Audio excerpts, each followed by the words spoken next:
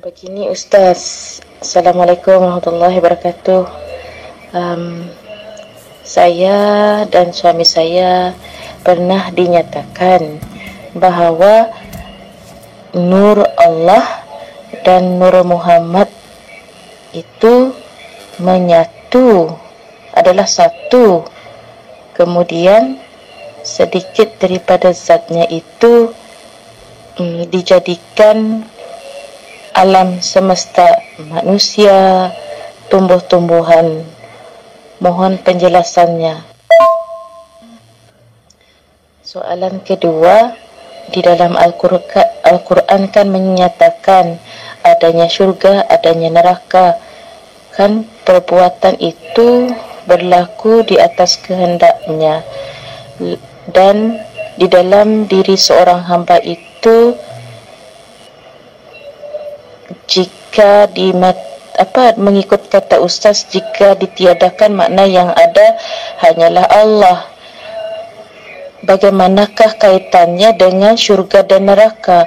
Apakah akan berlaku hukuman begitu seperti mana yang ada dinyatakan di dalam Al-Quran? Mohon penjelasan. Waalaikumsalam warahmatullahi wabarakatuh. Yang ditanyakan, apa sih yang dimaksud Nur Muhammad itu? Apa sih ciptaan Allah yang dinamakan Nur Muhammad itu? Bismillahirrahmanirrahim. Hayatullah Allah.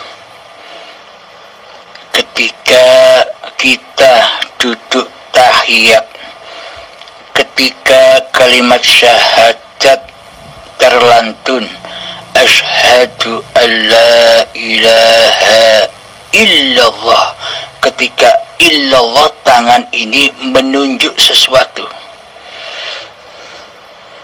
Pada hakikatnya illallah itu yang ditunjuk Allah, yang ditunjuk Allah. Illallah. Apa yang ditunjuk itu? Yang ditunjuk itu adalah alam kosong ini. Alam kosong inilah Allah. Tanpa adanya alam kosong, maka tak akan ada alam semesta ini.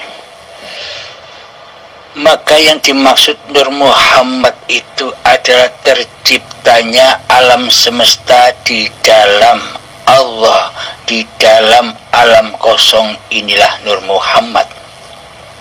Seperti terciptanya galaksi-galaksi, terciptanya planet-planet, terciptanya bintang-bintang itu yang ada di luar bumi. Yang ada di dalam bumi, terciptanya gunung-gunung, terciptanya lautan, terciptanya hutan-hutan, dan terciptanya manusia. Itulah yang dimaksud Muhammad, yakni tanda bukti bahwa Allah, bahwa hayatullah itu wujud adanya, bahwa hidup itu wujud. Alam kosong atau hayatullah itulah laisa kamislihi syai'un, tidak seperti apa-apa dan tidak seperti siapa-siapa. Akan tetapi Allah atau hayatullah itu menciptakan, bisa menciptakan apa-apa dan siapa-siapa, yakni meliputi apa-apa dan siapa-siapa.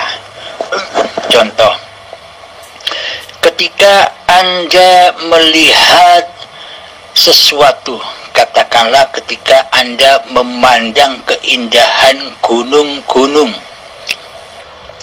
kira-kira gunung itu bisa wujud tanpa adanya, kira-kira hidup itu bisa wujud tanpa adanya alam kosong dari start pandangan mata ini, dari mata hingga ke gunung? Apakah pandangan ini langsung ke gunung tanpa izin Allah? tanpa izinnya alam kosong ini, alam kosong antara dari gunung dan mata kita ini kan alam kosong.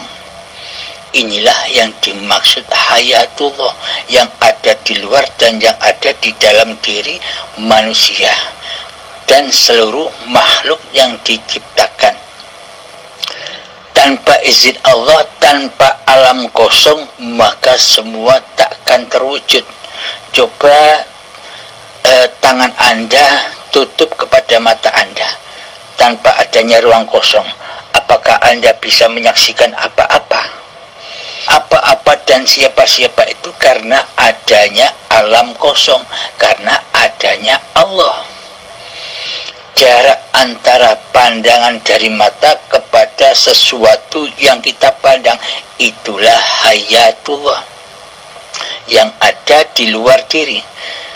Terus hayatullah yang ada di dalam diri, bila tak ada hidup, apakah manusia bisa menyaksikan apa-apa dan siapa-siapa?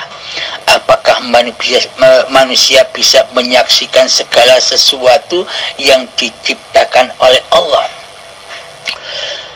Kelihatannya seolah-olah terciptanya gunung, lautan, hutan, dan alam semesta ini karena adanya diri kita sendiri. Kitalah yang merasa menyaksikan keberadaan segala sesuatu yang kita lihat. Karena kita belum menyadari, karena kita masih mentuhani hidup dan badan ini, seolah-olah apa yang kita saksikan itu adalah saksi diri kita sendiri. Kitalah yang melihat, kitalah yang mendengar. Karena masih buta mata hati kita akan hakikat diri manusia kita sendiri, maka semuanya seolah-olah manusianya lah yang menciptakan. Contoh, ketika kita melihat mobil, seolah-olah mobil itu ada, seolah-olah mobil itu wujud karena adanya diri kita, karena adanya wujud hidup diri kita, karena adanya wujud pandangan mata kita, seolah-olah kitalah yang mewujudkan mobil, seolah-olah kitalah yang menciptakan mobil. Maka dari itu, bila kita sudah sadar, menyadari bahwa hidup ini Allah, maka nyatalah tak ada satupun di alam semesta ini yang bukan ciptaan Allah. Maka nyatalah apa-apa yang diciptakan Allah setelah menyadari bahwa hidup ini Allah, maka nyatalah ayat-ayat Allah. Seperti dedaunan yang kering yang jatuh dari tangkainya, tanpa adanya alam kosong, tanpa adanya Allah, apakah bisa jatuh? Dedaunan yang kering itu dari atas sampai menuju di atas tanah. Tanpa adanya alam kosong, tanpa adanya izin Allah, maka tak akan terjadi hal yang demikian.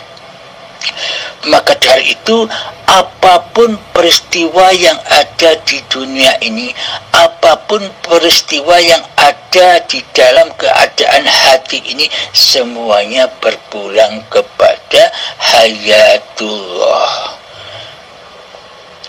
Maka ketika kita sudah menyadari bahwa hidup ini Allah, maka seluruh keadaan alam semesta ini akan menjadi tenang, akan menjadi mutmainnah di dalam hati.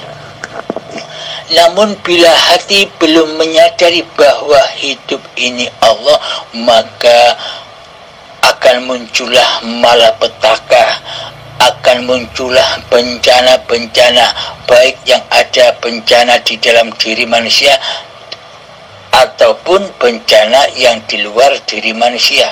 Contoh bencana yang ada di dalam hati manusia selalu diliputi oleh rasa ketakutan, oleh rasa kecewa, oleh rasa sedih, oleh rasa gelisah karena manusia masih mentuhani dirinya sendiri, seolah-olah semua keadaan itu adalah ciptaan diri manusia kita.